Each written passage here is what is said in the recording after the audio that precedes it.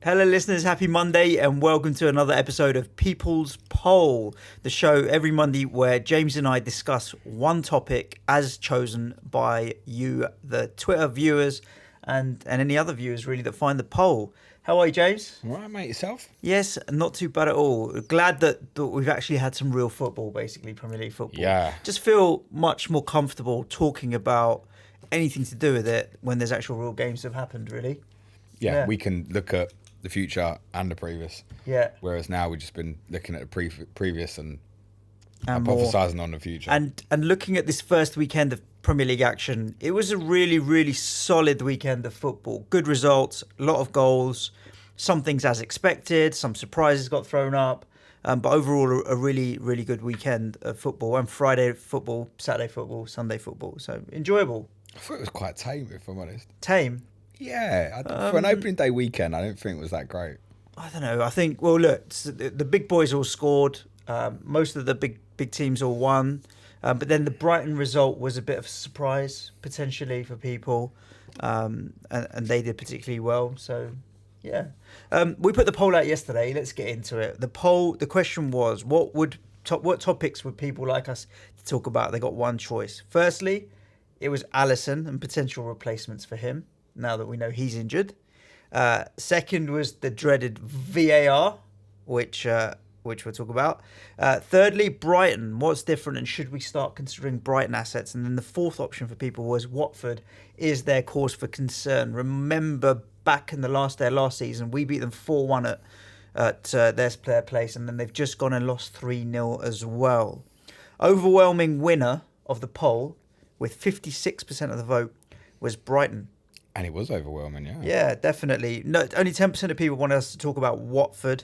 13% Alisson replacements, because there's just so few. I think there's not enough to talk about there. VAR got 21% of the vote, but the other 79% were so anti-VAR. The number of comments saying don't talk about VAR because we had enough of it meant that was definitely not an option. We've but got the message. Brighton rose to the top. I would really not go so far as to say an unexpected result for me. No, I'm not going to lie. It was the topic that I was hoping was going to win. Yeah, me too. We talked about it. Brighton was going to come When up. you put it together, Suj mentions to me about why not Burnley, but I think with them going to Arsenal this weekend, I think it's more appropriate to speak about Brighton at the moment. Yep. 2 home fixtures to come.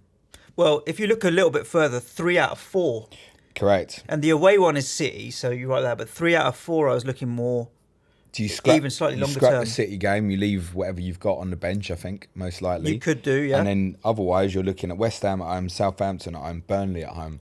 And that's why people tasty. That's why people want to talk about this. Correct. Now, it's worth saying that they lost 2 of those fixtures last season. I mean, the one they won, obviously, was West Ham. Yeah. With a 1-0 win, we played way better. We should have got something out of that game, but they did grind out that 1-0 result. But already on the basis of the one game at the weekend, I don't think we can even look at Brighton based on anything that's been previous. Yeah, I agree with you. Okay, so prior to this game just that happened, or including this game that just happened? No. I'm saying that the one game at the weekend, the way they played, the way they set up, has completely changed people. What people have got as a preconception of Brighton based on still feeling shitty about the double game weeks, etc. Like, bin it. Yeah. The thing with Brighton, so there's so many positives to talk about. Firstly, their players are all priced like there should be no one in the Brighton squad that you can't afford, some way or other. The most expensive player being Gross at 6.5. Everyone else is really affordable. A defence full of 4.5s, other than Shane Duffy, and 5.5 and £6 million options in midfield and up front. So that's why they do become a real enabling side. Changing formation, perhaps from under Houghton to 3-4-3, rather than a 4-4-2, which makes it interesting as well.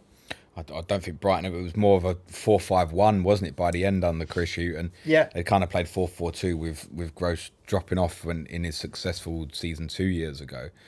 But this is a complete change. Now, what what we got from FPL Seagulls, Sam. So if I say Sam, that's who I'm referring to. FPL Yes. Seagulls, our Brighton correspondent. Now he went to the majority of the friendlies, didn't he? Because Pre-season, that's the what he lot, does. yeah.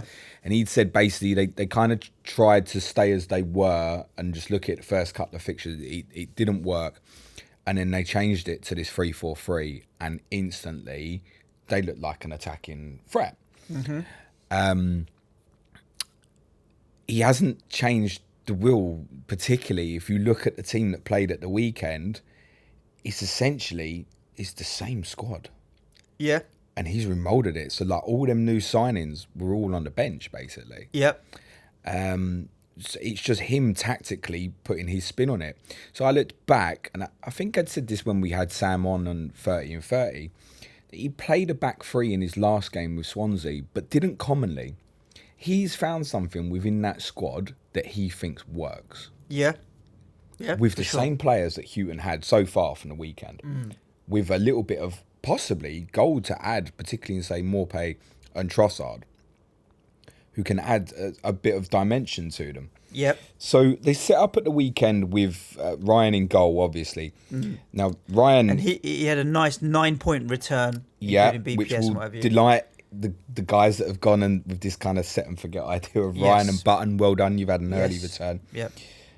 But then when you look through the rest of the ownership in the squad, Lewis Dunk, who was outstanding as the central of the middle three at the weekend and produced what I would call buffet ball of the week for the assist for the final goal for Morpay. Brilliant through ball, stepping out from the back three, which you wouldn't associate with like Dunk and Duffy normally doing, because they're like a solid pair, right? They don't move. This is Dunk coming out with the ball and showing he can play. He's got 8.3% ownership, Duffy 3%. Everything else is Dale 3 and Stevens less, 3.4%, Murray 3.6%. Every other player is owned by under 1%. Yeah. Real differentials to be had in there. So either side of Dunk at centre half, they played with Dan Burn to the left. Now he was bought last summer from Wigan and then loaned straight back to Wigan for the season. He's come back, had a good pre-season and got the chance. A few people pointed out for the Sky game, he's only 0.1 more than Gilbert. Oh, time to make a move. Who didn't play at the weekend. Yeah. That was a 0 But for us. I mean, I would imagine he'd stay in the team at the moment, but it's potentially a headache with Adam Webster, who they paid nearly 20 million for from Bristol City, was also on the bench at the weekend. And there's no reason why he'll change that back three. Yeah. But it might just be another problem for Sky players down the line. You wouldn't go to him for FPL. No. Duffy to the right is obviously priced more, 5 million. Solid back three. Yeah. Amongst all the football at the weekend, there was still flying blocks in the box, getting in the way of things. Those two, particularly Duffy and Dunk, are really good at.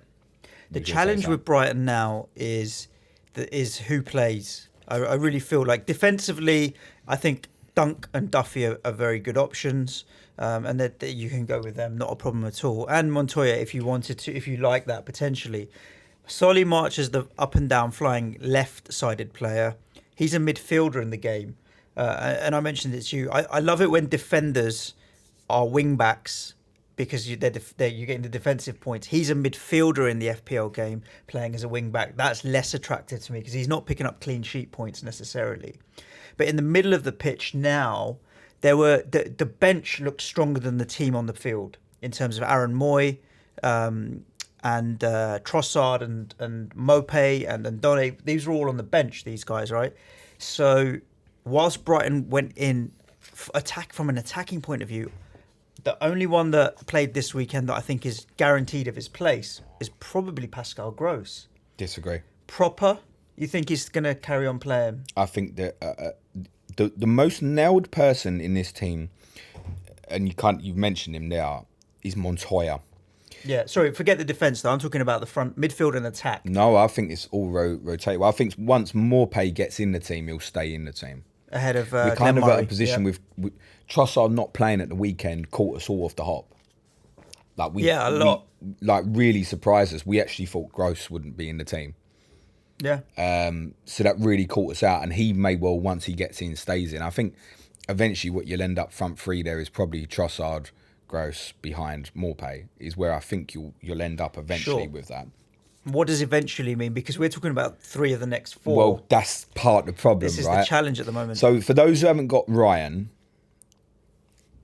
if you're going to go in on them defensively, none of this double up shit, by the way. Yeah. Montoya is definitely the way to go. Looking through the squad, there's a real bit of depth now with Brighton. So if you take in central midfield, Stevens and Proper played together at the weekend. And particularly in Stevens' case, in a more advanced position you would normally expect, they really play as a sit-in pair together, but will go and press the ball. Whereas Stevens, like generally, he's just been a holder, sitter, protect Duffy and dunk. Little change. But you consider, like you said, Aaron Moyes on the bench at the weekend, in on loan from Huddersfield. And we like Basuma, who's out injured. Probably not going to play in August, but it adds some depth further down the line. Correct. You can change. And then up front, you've got like Gross, Trossard, and Done and Lacadia can both play in those sort of one-off positions. And then Glenn Murray will keep trotting out his walking stick. Is Kiedo still injured? Now, I'm not saying any of these are necessarily FPL assets, but suddenly you're looking at them going, fuck me, there's a bit of depth there. There is. This is the FPL challenge. Who's going to play? You want to go with one of the safer options, really. So it's Montoya. Because in that position, when I look through the squad, I'm not sure who steps in for him. I think what he'd probably do, if he was injured or something, is probably switch March to the other side and then play Bernardo as the left wing back on the left. He's another one that's a little bit concerning for Burn, because he could naturally fit in as a left-sided centre-half. And I think longer term, he might like that as an idea, because then within the same 11 on the pitch, you can instantly change that to a back 4. Yeah. Whereas I don't know if Burn would be comfortable at left back yet. It's not something I would have seen. So I don't know if that's something they would just change in game. This guy's flexible tactically. You need to be aware of that. But if they're going to play this 3-4-3, Montoya is worth a look. His average position at the weekend was higher than March, for example. Yeah, he's quite priced high. at 4.5 as well. Yeah. And the challenge with these 4.5 defenders, which would either be for me Dunk or Montoya, is that it breaks up my big at the back strategy all of a sudden. I'm happy with Lundstrom as a 4 million bench fodder, but moving away from, I can't really move away from my Liverpool or City defence. I've made that commitment for 10 weeks unless something drastic happens. So I can't really look at them at the back. My gap in my squad at the moment is Ceballos is 5.5. I have 500,000 in the bank. I've got 6 million. He didn't come play at the weekend. I'm a bit nervous about him, so I want to replace him. 6 million. If Trossard had played at the weekend, I'd very, very seriously be considering Trossard, but he didn't. So I feel like it's too early to jump onto that just yet, potentially. On the flip side, a lot of people did own Trossard. I mean, not a lot, but a few may sell him and his price may drop. Well, it's only 0.7% ownership, Trossard. But yes, you're right. There was a growth in the Twitter community to say, watch this guy. You know, he had 33 attacking returns last year. Yeah. Of course, it's in Belgium. It was for the Bruges who won the title. You don't know, from when we say this so many times, people come from Belgium, Switzerland, those kind of leagues. How Belgium, there's a lot have made it in the Premier League. Belgium, you have seen a lot of success. There's a lot that haven't. Yeah, true. But yes, I think on Scoutcast a week and a half ago, he popped up on a handful of teams. I was like, where's... I understand people going for Trossard, but it was a riskier move. He's the one that catches my eye, and I can afford him the most at the moment, potentially. I'd like Aaron Moy, maybe, but I would want to see him playing. That's what I'm concerned about, that midfield and attack with Brighton. I think you could see a bit of an overhaul there. But at the same time, I don't know if the manager Potter's going to change a winning team. He seems quite set in the way he's going to do things. Yeah, I would imagine, unless there's injury concerns, that he would probably start with the same 11 against West Ham at the weekend. What's important to say about the two off of Murray? So in the case of the weekend, it was obviously Gross slightly to the right and the Lacadia to the left. They're not playing as wingers. Like, it is a front three. They are playing close, with the idea being, kind of highlighted from the first goal, which ended up with the own goal by Doucouré, is that they can win it and break quickly because they're all close together. Mm-hmm. And we've not seen that from Brighton before. No. A lot of the goals have been sort of from set pieces, wide deliveries, think of Gross's crossing, etc. They've got players now who can play on the counter. Neil Maupay right now, his ownership is 0.5%. Wow. Once he gets in this team, if he can get near the sort of record he was putting away for Brighton over the last couple of years in the Championship, that's going to shoot right up. Correct. I think the fact he was on the pitch and he took his goal so well, so early against Watford, the fact that he wants to run in behind, he's comfortable, he can finish on either foot, talent, very much on the watch list, Morpay. He is for a lot of people, not just you, and I think it's because... But they're all a gamble right now. Right now they are, that's what I'm saying. I'm interested to see who lines up against us at the weekend and how we cope with them as well, because it's going to be a very tough game for us this weekend. But yeah, so overall, Montoya and Dunk, definite defensive options. There will be a couple that will rise from the pack out of Trossard, Gross, Mopé, maybe Aaron Moy might be the one, maybe Lacardia. So definitely keep an eye on. And ultimately, I was out last Thursday with a pal of mine who plays FPL. He's a regular FPL player and football fan. And we were talking football as you do, and he had Brighton down tipped to go down straight away. And he's someone who I would say is not in the know or keeps in touch with the community on Twitter. Pre-season, if you listen back to 30 and 30, was ready for Brighton to go down. And the reason I changed my opinion was literally Sam at FPL Seagull, who's like, he's watched the games, he likes what Potter's doing and the way he's setting the team up. And I changed my mind after that. I also think they did really good business in the last few days. They picked up tried and trusted, reliable Premier League players. They didn't go out after any like headline signings, but picking up Moy and stuff like that was just tried and trusted, decent Depth. Premier League players. And so I said to him at the time, and I still believe, Brighton are going to be all right, I think, because they know what they've got their set up right, and they kept Lewis Dunk, which was a big part of it. If you think back to when we had Sam on, Sam was one of the later ones in 30 and 30. Yeah, he was. You were worried going into that podcast. Do you remember why? Well, who do you talk because about? on every previous podcast you said Brighton are going down. Yeah, I had, and I'm happy to admit I've changed my mind because it's based on evidence and fact. I didn't know what Potter was going to bring, to be honest with you, but I think they've done well to keep a hold of their squad, and they've strengthened where they needed to, and they've got an identity and a way to play. So I want to see them do well. I really do want to see them do well. I like seeing these smaller clubs get themselves stable in the Premier League, like Bournemouth and what have you. It just means that it goes to show you don't have to be one of the so-called big clubs, sleeping giants that can make it in the Premier League. No, There's so much talk about the club like the likes of Sheffield Wednesday and Leeds and all these clubs who are sleeping giants, don't get me wrong, deserving to be in the top flight. But have not been managed well as a club. I'm not talking about from the football perspective, I'm talking about behind everything, the scenes. Yeah. But I want to see these clubs that do well. So all four Brighton doing well, just not this weekend. The caveat to everything we're saying here is probably twofold. One, if we were to be asked the question, are you buying any Brighton players this week? What's the answer? Not yet, no. No, I'm in complete agreement with that. And we have to factor in Watford. Yeah.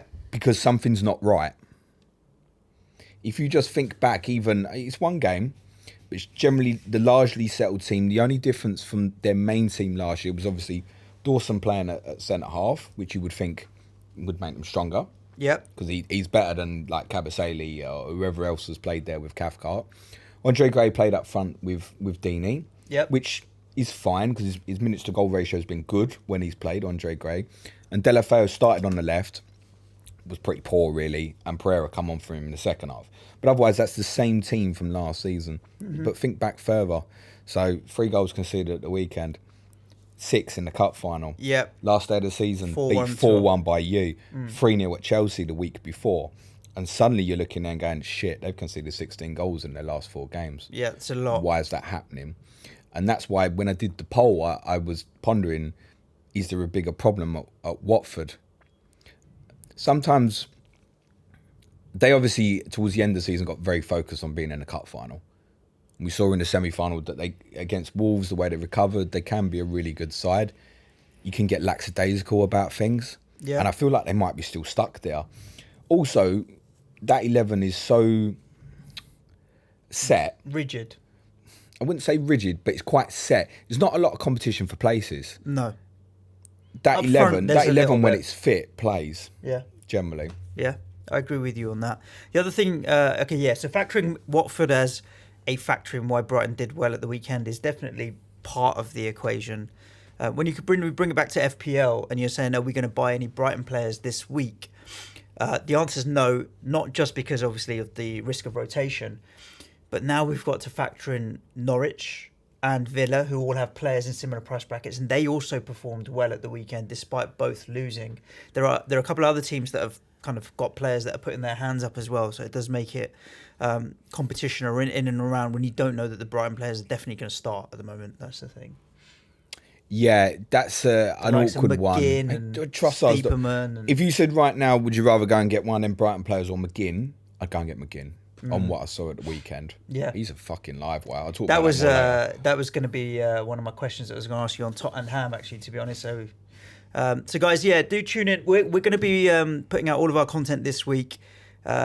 We've got Tottenham, where we give a little bit of extra limelight to James's Spurs and my West Ham and the performances of the weekend. We have our regular full podcast running down our FPL teams and all of the matches from the weekend and what we're thinking about for the week, the game week 2 fixtures. We have Adam Hopcroft, who are Villa playing, remind me, and Bournemouth. So Sam is on as well, FPL Seagull, talking about... The fuck are you talking about? Oh, you said Bournemouth, sorry. I was thinking Brighton there for a second. It's Neil's going to be on AFC BNG. We need to speak to AFC BNG. Why? Because my man played his bench boost in game week 1. Did he? He did indeed. Oh, that's going to be interesting. Yeah, so I was looking at the Correspondence League, and he'd clocked up 91 points. I thought he's done all right. And then it had in big letters at the top, bench boost in game week 1. Oh, we'll ask him about that. We definitely will ask him about that. We should ask him for that when we've got Adam Hopcroft on as well. Yeah, exactly. But ask him privately. We'll also give a rundown at the end of the week of our others, so the differential team, the dead team, etc. And we also have our Sky teams to talk about as well, which is a really confusing week. I just logged in and saw my points. I have no idea whether I've done well or not, or where my points have come from or anything, to be honest. So we've got all of this content coming up. Stay tuned and do tune in. We hope you enjoyed this People's Poll. Every Sunday we'll be putting out another poll. So next week will be another poll for you. Are you going to be back next Monday? I'm back late on Monday, so we'll record on Tuesday or something. But we'll figure it out. No, I'm going to record from the beach over Zoom. We'll do it. Okay, all right, cool. Cool. Thanks for tuning in, and ciao for now. Main podcast next. Cue music, man child.